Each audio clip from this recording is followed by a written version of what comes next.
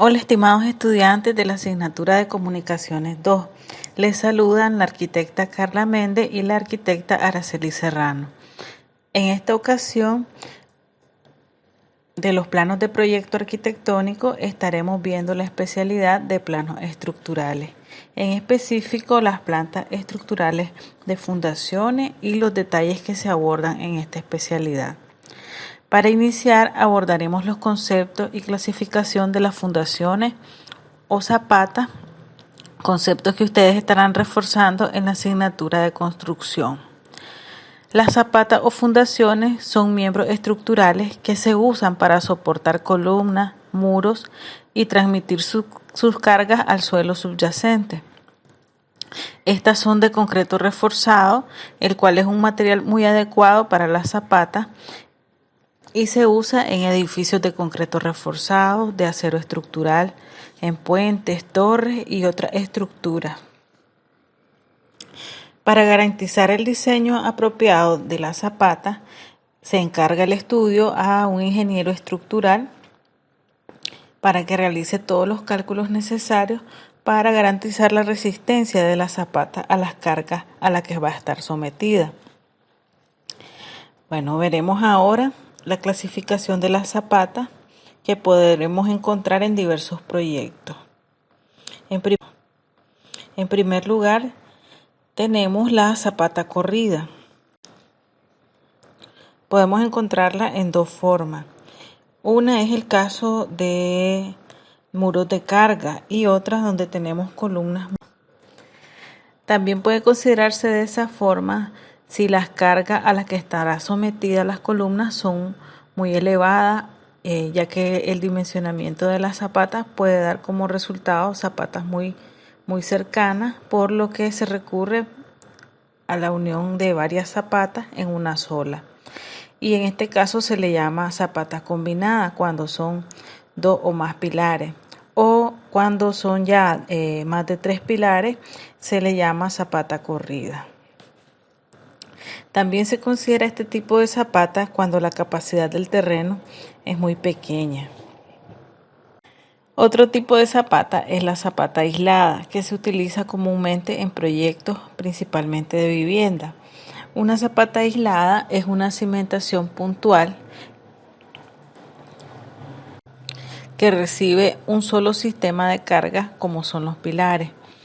Estas pueden ser cuadradas, rectangulares, circulares y en algunos casos poligonales. Estas también se pueden clasificar dependiendo de su forma, en rectas o de canto constante, escalonadas, piramidales y nervadas o aligeradas.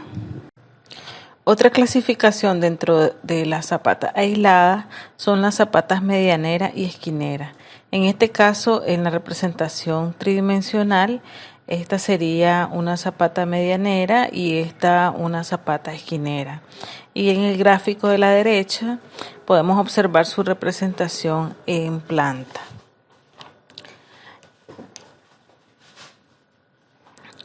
Este tipo de zapatas se presentan generalmente cuando hay restricciones de terreno, es decir, tenemos un límite del terreno y contiguo un lote vecino y no podemos invadir la propiedad vecina para su construcción. Otra clasificación de fundación son las losas de cimentación, que también las podemos encontrar con el nombre de plancha de cimentación o cimentación flotante. Podemos observar en las imágenes a la izquierda su representación en elevación y en planta, y en la parte de la derecha su representación tridimensional. La losa de cimentación es una losa continua de concreto reforzado sobre un área grande que se usa para soportar muchas columnas y muros. Este tipo de cimentación se utiliza cuando la resistencia del suelo es baja o las cargas de las columnas son muy grandes y resulta más económico una cimentación corrida que proponer varias puntuales de gran tamaño. Y por último tenemos la fundación sobre pilotes. En el gráfico tridimensional podemos observar una columna que recibe las cargas y las transmite a la cabeza de pilote o losa de concreto, distribuyendo las cargas a grupos de pilotes. Bueno, ahora podemos observar un ejemplo de planta estructural de fundaciones. En esta podemos observar la representación de zapatas corridas y zapatas aisladas. Obsérvese que en la planta se detalla cada uno de los elementos como son columnas por cada tipo y se asigna cierta nomenclatura. Por ejemplo, para los tipos de columnas podemos tener columna tipo 1, se enumera como C1, C2, C3, dependiendo de la cantidad de tipos de columnas que tengamos. O por tipos de zapata, zapata tipo 1, zapata tipo 2, o zapata corrida tipo 1, zapata corrida tipo 2, etc. También representación de viga sísmica, pedestales y su nomenclatura. Ya que en las láminas siguientes se debe presentar cada uno de los detalles de todos estos elementos y debe quedar muy claro de cómo estará conformado según los cálculos realizados por el ingeniero estructural encargado. Debe detallarse en estos las dimensiones, el acero de refuerzo principal, los estribos, las especificaciones del concreto, distancia entre elementos, etc. Esto va a permitir que en la construcción se ejecute tal y cual lo calculó y diseñó el ingeniero estructural encargado. Además de permitir también una adecuada supervisión en obra. En la lámina de detalle podemos observar, se representa de forma ordenada y puede organizarse a manera de tabla cada uno de los elementos mencionados anteriormente con todas las dimensiones y especificaciones técnicas necesarias. Vemos columnas, vigas, zapatas, pedestales, etc.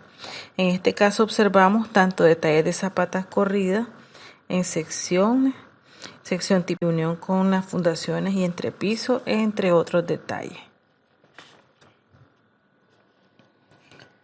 Bueno, ahora esta sería la lámina estructural que vamos a estar trabajando en la asignatura de comunicaciones.